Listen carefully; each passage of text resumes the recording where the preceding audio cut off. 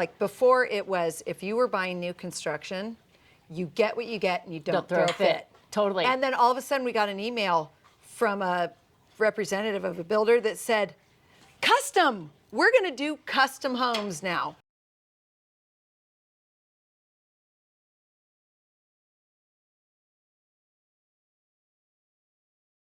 Hi, I'm Julie. And I'm Liz. And this is Wine About the Market, episode 3. Cheers. So last episode, we talked about the local real estate market. And today we're actually going to discuss the national real estate market. And then we're going to talk a little bit about whether or not we should let what's happening on the national level drive the decisions that we're making on a local level. So what's going on with the real estate market at the national level, Julie? Let's break it down. Let's talk about interest rates. They're at about a 10-year high right now. Right. Which feels a little scary. I know. We looked it up this morning on July 21st, and it was 5.85%. Yeah, which is a lot higher than we're used to. But if we look over a 40-year period, it's really still relatively low. All right, we're a bit older. Yes, so we And remember. We remember when interest rates were, the average was 7%. Right, average. I remember when it was like 16%. Right. Of course, I was 1. Right, because my dad told me about it. Yeah, that's right. Okay, so interest rates are high if we look at a 10-year period, but relatively low if we look at a 40-year period. Right. Demand is starting to taper off a little bit. Right. So, according to John Burns, who is a national real estate consultant, and we follow his blog and everything, he says demand nationally peaked in February, and ever since March we've been on a downward demand cycle. But Boise's a little bit slower on that. Yeah, we're a little behind. We're sort of like we are with pop culture trends. We're like 2 years behind the coasts.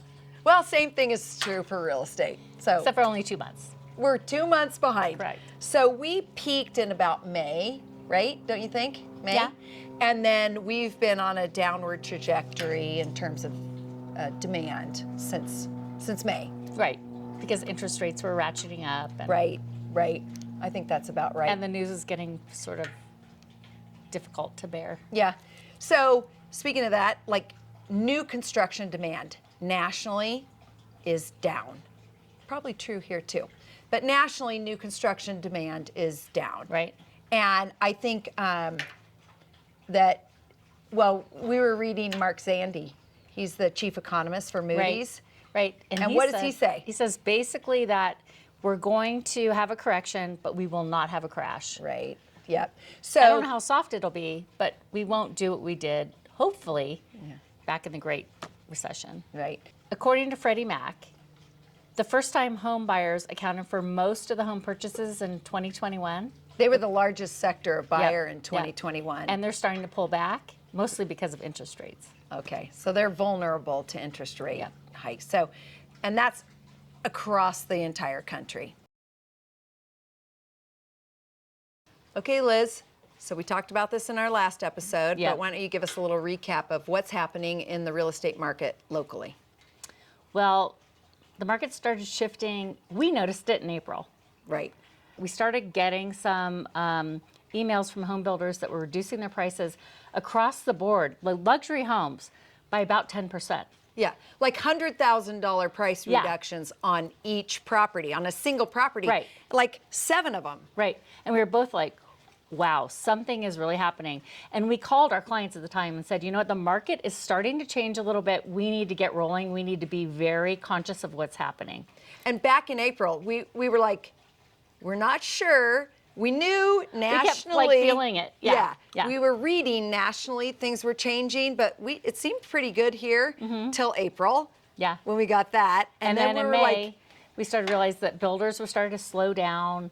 Inventory was starting to creep up a little bit, and we were seeing incentives for the first time from builders. Yeah. Okay, so builders suddenly brought on incentives that we hadn't seen before, not just price reductions, but custom builders where you get what you get and you don't throw a fit. Right, poor buyers. I know. It's like you're lucky to have your name signed on the bottom of a contract. Right, and suddenly it was, we'll throw in $5,000, $10,000 worth of upgrades. You get to choose maybe your carpet or your flooring or whatever. Lucky you, buyer, for $1.5 million. Exactly. So that's what we were seeing in the market as it started to shift. Yeah.